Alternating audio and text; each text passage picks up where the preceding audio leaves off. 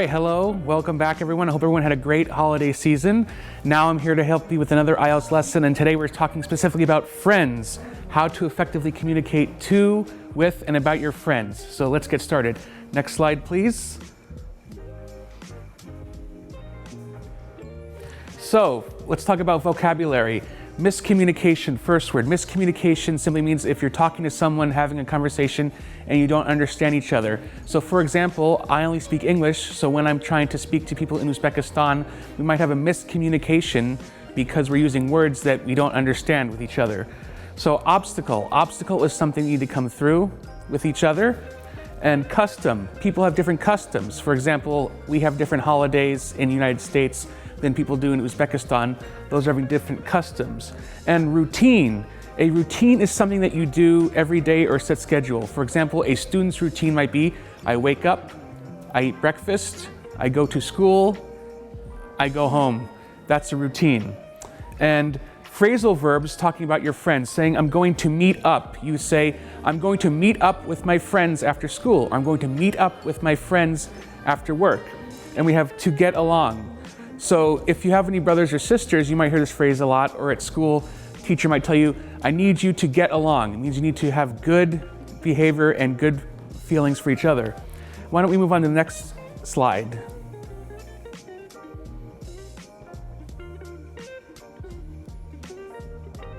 We'll keep talking about phrases. Oh, there we go. So here, examiner's tip, always important, expand your answer. So when you're doing your IELTS exam, you have a good answer, a better answer, and a best answer. So if the question was, how important are friends?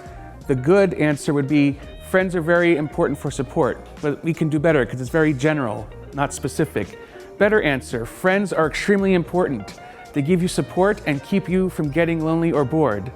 And the best answer would be, having friends is crucial for developing relationships with others and getting emotional and social support. So obviously, as you can see, the good answer is simple. Better has more vocabulary, but the best vocabulary is at the bottom, and that will give you the best score on your IELTS test. Next slide, please. Okay, so examiner's tip, use modal verbs. Modal verbs are used to express permission, ability, obligation, prohibition, which means things you cannot do, possibility, and probability. These are actions, things you do, right? So, can, could, may, might, will, would, shall, should, and must. These are things that you are either able to or able not to do. So, I can touch my toes.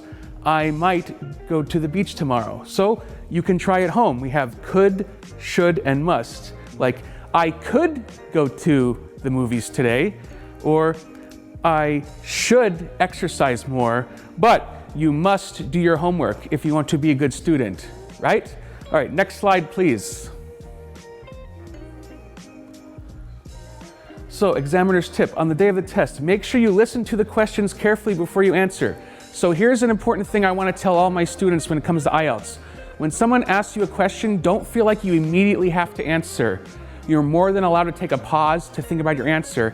In fact, it's perfectly acceptable for you to ask to the person to say the question again, because it's better to think longer and be more correct than to think quickly and be wrong. So yes, and be confident and relax. I know it's easier said than done, but the whole point of the IELTS exam is to present yourself as comfortable and confident and natural as a native speaker as possible. So just remember to just try to be normal and have a nice, relaxed conversation and do your best. Like I said, everything is better when you enjoy yourself. So let's turn to the next slide.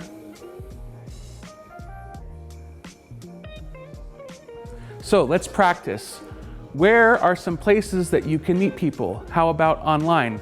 So a good way to answer this question would be, interesting question. For example, personally, I go to the mall, or I go to the beach, I go to restaurant, I go to English club, which I'm actually a member of several in Tashkent. So, how about online? Personally, I don't like meeting people online. If I can, I much prefer to meet people in person. Personalize it, make it about you, redirect it to you specifically. Why is this answer meaningful to you? Next slide, please.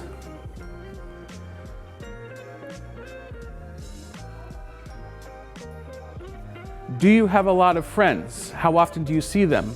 Well is another good way to start answering the question. So I'd say, well, I personally am new to Tashkent, but I've gone out of my way to meet new people and make new friends. And how often do you see them? I see them as often as possible. Whenever there's an interesting event, I like to go out there. Obviously, I'm a very sociable person, so I like to have fun and meet people. Next slide, please. Is there anything special about your online friends? How close are you with each other? So in my opinion, for example, I use online social media to stay in touch with friends that I've known for many years. I'm still very good friends with people I've known since I was in kindergarten, and social media certainly helps cultivate relationships. So while I personally prefer to meet people in real life, in real events, in real social situations, if you can find people online to be your friends, even better for you. Great, let's continue. Next slide, please. All right, so let's practice how you want to get top tier answer. So, high score answer. What are some places that you can meet people? How about online? So for example, I believe the best place to meet people is in a group where you can meet someone that you find a lot in common, things that you like, similar things. Meeting online is another option. There are many apps where people can meet, but miscommunication, remember, not understanding each other properly, in online meetings is one of the obstacles, right? Because when you're communicating online or via text, it's very easy to misunderstand each other because you don't understand the intent or the emotion of the language they're using. Next slide, please. Do you have a lot of friends? How often do you see them? Actually, I have a few friends. We see each other as often as we can. We enjoy each other's company. What's more, we live very close to each other, so it's easy for us to meet up. So like I said, it's very specific to this person. If I said, how often do you see them? I see them a lot. That's not a good answer. You want to be as detailed and specific to you as possible. Thank you. Next slide, please. Is there anything special about your online friends? How close are you to each other? Yes, absolutely, which means very yes. Since we are in different countries, it's a good opportunity for us to learn about different cultures, languages, food, and customs. We get along very well. Believe it is once in a lifetime opportunity.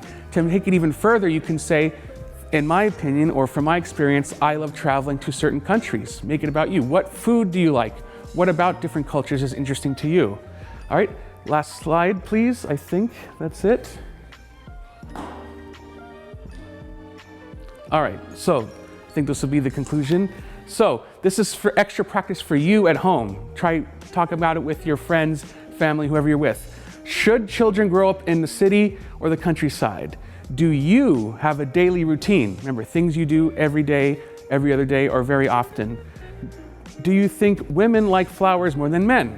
Interesting question. And what usually makes people happy? So these are very open-ended questions that you can give your specific answer to, and the more specific, the more detailed, the more natural, you will do very well on your IELTS exam. So thank you very much, and see you next time on English Club.